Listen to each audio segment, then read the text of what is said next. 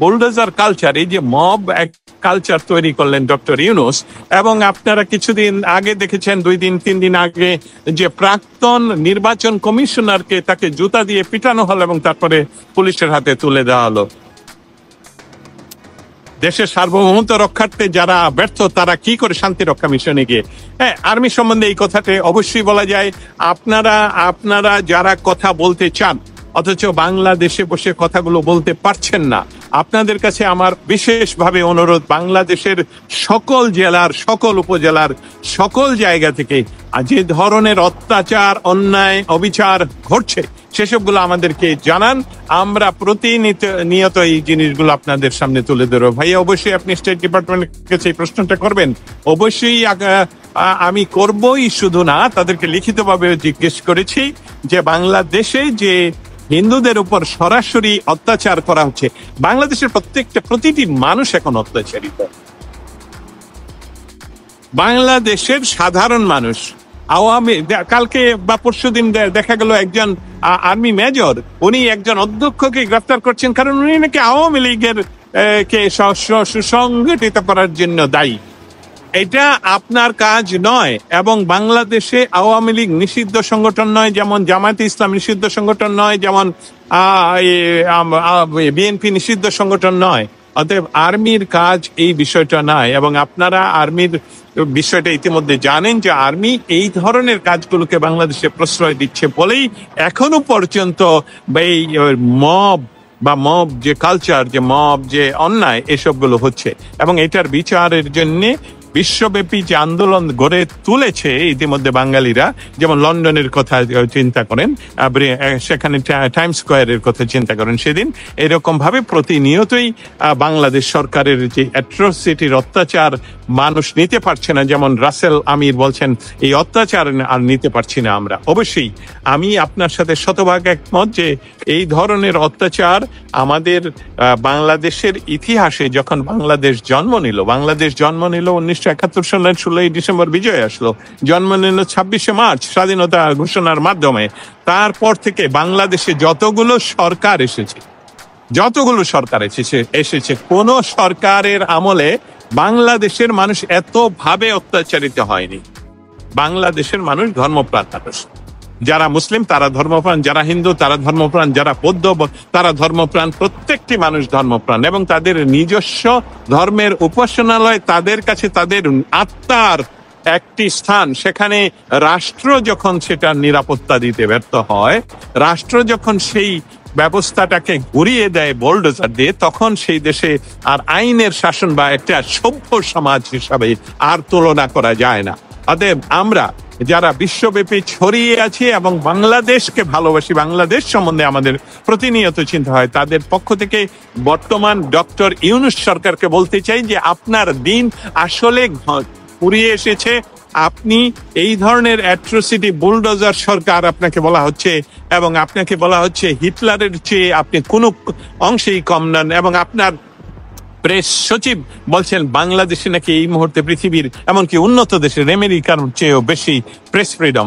এটা এই এত ধরনের ডাহা একদম বিকারলেস মিথ্যা কথাগুলো যে সরকার আপনারা বলতে পারেন, এই সরকার বাংলাদেশে টিকে থাকতে পারে না। মানুষ যারা আপনারা আমার কথা শুনছেন, আর আপনারা যারা আমার কথা শুনছেন, তাদের কাছে আমার নিবেদন, এবং যে এই দেশকে রক্ষা করার মৌলিক দায়িত্ব আপনার বাড়িকে আপনার রক্ষা করতে হবে, আপনার সন্তানকে আপনার রক্ষা করতে হবে, আপনার দেশকে আপনার রক্ষা করতে হবে।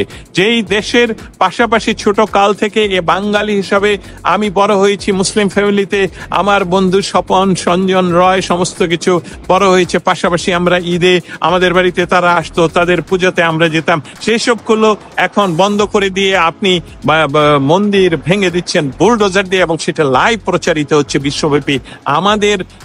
আমরা যে বাংলাদেশি একটা গৌরবের সাথে এতদিন বলে আসার একটা অবস্থানে আমরা ছিলাম, সেখান থেকে ডক্টর ইউনূস আপনি নোবেল বিজয়ী হয়ে বাংলাদেশকে একটা মব রাষ্ট্রে, একটা জঙ্গি রাষ্ট্রে, আমরা যদিও সম্মানের সাথে বলছি আফগানিস্তানের মানুষের প্রতি আমাদের সম্মান আছে, কিন্তু আফগানিস্তানে যেভাবে তালেবান জঙ্গি গোষ্ঠী হাজার অনেক বছর ধরে তাদেরকে অত্যাচার করছে, সেই রকম একটি দেশ আপনি তৈরি করে দিয়ে যাচ্ছেন। অতএব বাংলার মানুষ এটাকে রুখে দিতে হবে। আরেকটা বিষয় বলতে চাই, ডক্টর ইউনূস ক্ষমতায় গ্রহণের গড়ে প্রতি মাসে 1.5 সময় বা বিদেশে যাচ্ছেন। বাংলাদেশের মানুষকে ইতিমধ্যে কৃষ্টি, সংস্কৃতি, পরমত, ধর্ম সহিষ্ণুতা সব ধ্বংস করে দিচ্ছে ইউনূস। এক্স্যাক্টলি আমরা বাঙালি হিসাবে যে গৌরবের ইতিহাস, বাঙালির হাজার বছরের গৌরবের ইতিহাস, তাকে সে ধূলিসাৎ করে দিচ্ছে। তার চেহারাই দেখবেন সে হাসতে পারে না। আমি শত কষ্টের ভিতরেও আমার ঘুম হয় না, আমি বাংলাদেশ নিয়ে চিন্তা করি, আমার শত শত কলিগদের ঘুম নেই, কিন্তু সে ব্যক্তি ঘুমাচ্ছে, তার উপদেষ্টারা ফুটবল খেলছে, এবং কিন্তু হাজার হাজার মানুষ দেখেন চিন্ময় প্রভুকে আজকে 10 মাস হলো একটি ফ্যাব্রিকেটেড কেসে ওনাকে জেলে পুরে রাখা হলো, তাকে বেল পর্যন্ত এখনো পর্যন্ত বেল দেওয়ার কোনো ব্যবস্থা করা হচ্ছে না। অতএব এই যে বিষয়গুলো, এই যে কথাগুলো, এই বিষয়গুলো ডক্টর ইউনূসকে জবাব নিশ্চয়ই দিতে হবে, কারণ তার জবাব না দেওয়া পর্যন্ত বাংলাদেশের মানুষ শান্তিতে যেহেতু ঘরে থাকতে পারছে না, একজন মন্দিরে পূজারী তার মন্দিরে ঢুকতে পারছে না, কারণ মন্দির সেখানে বুলডোজার দিয়ে ভেঙে দেওয়া হচ্ছে।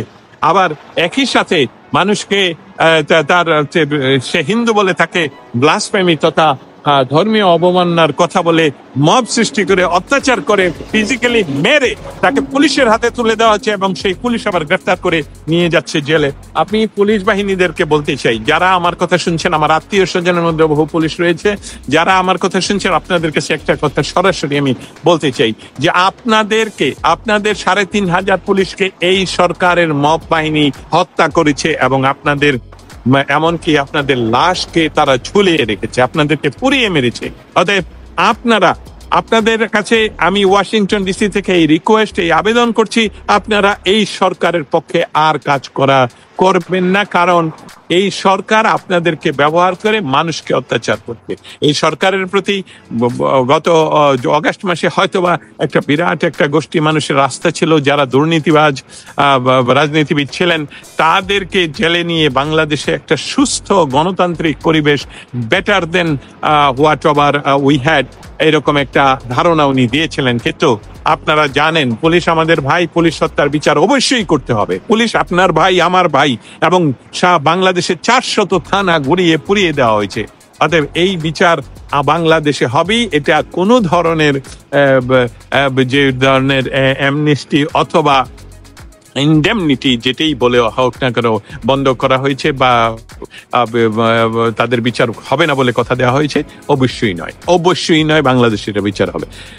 আমি এতক্ষণ এই যে আমার পিছনে দেখতে পাচ্ছেন স্টেট ডিপার্টমেন্টের সামনে থেকে আপনাদের সামনে সরাসরি লাইভে যুক্ত হলাম। আজকে খুব অল্প সময় স্টেট ডিপার্টমেন্টের এই থাকাতে আমরা বাংলাদেশের বিষয়গুলো মৌখিকভাবে তুলে ধরতে না পারলেও লিখিতভাবে তুলে ধরেছি।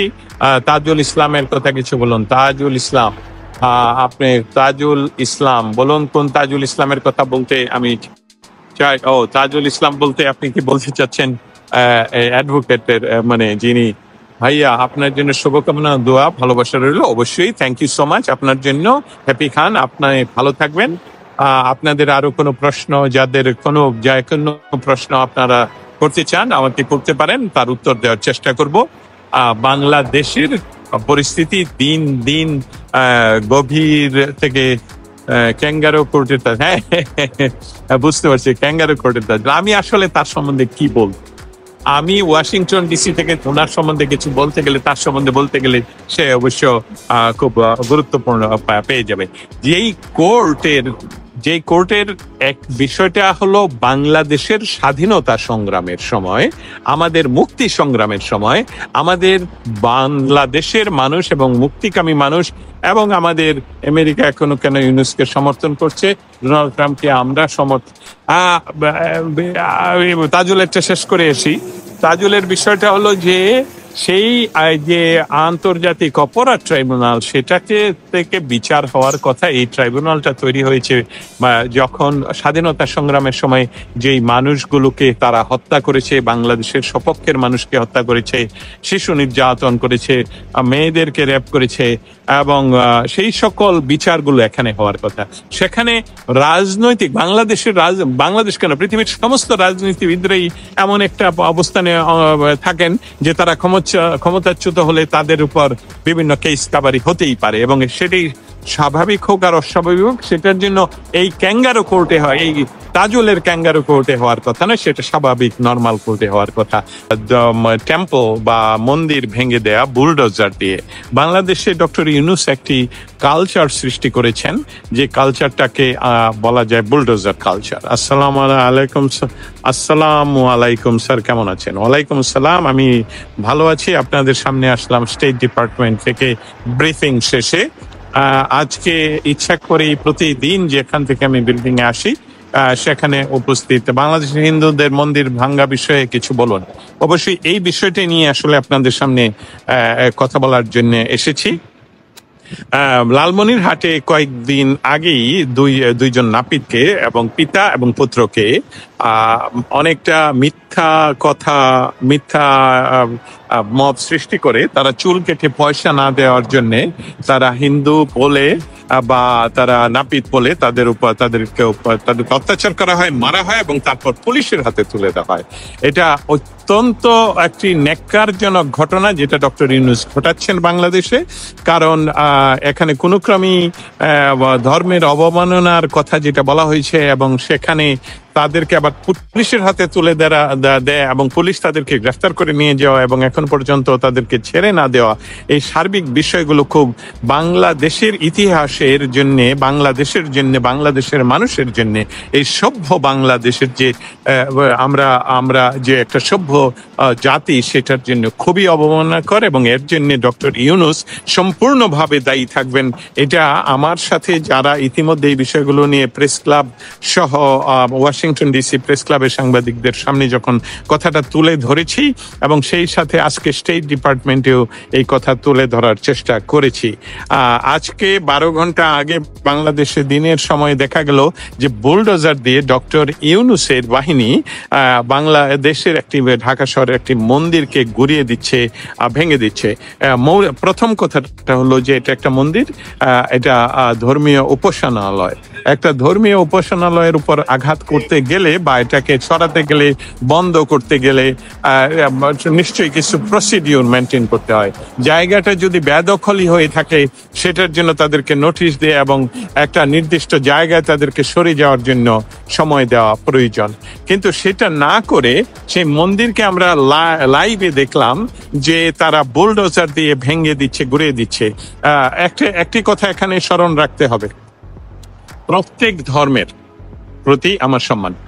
প্রতিটি ধর্মের যা দেব দেবী, তারপর অন্যান্য ধর্মের সৃষ্টিকর্তা আল্লাহ খুদা, সকলের প্রতি তার যে অবলম্বী মানুষের যে আবেদন, যে নিবেদন, সেটার প্রতি রাষ্ট্রের সবসময় খুব সম্মানের সাথে সেসবগুলোকে দেখতে হবে।